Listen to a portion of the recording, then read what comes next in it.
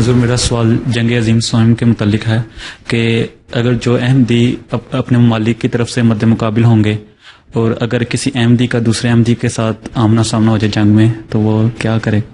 کیا کرے؟ یا تو تم جو اس ملک کو چھوڑ دو، ٹھیک ہے، اور اگر لازمی فوجی سروس ہے یا فوج میں ہو تو فوج کو چھوڑ دو، نہیں لڑنا چاہتے، اور لازمی فوجی سروس ہے تو پھر دوبارہ تمہیں لڑنا پڑے گا.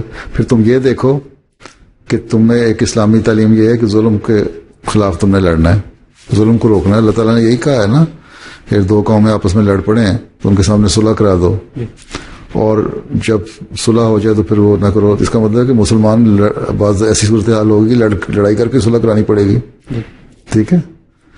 تو صلح کے لیے تم نے لڑنا ہے، ظلم کے لیے نہیں لڑنا.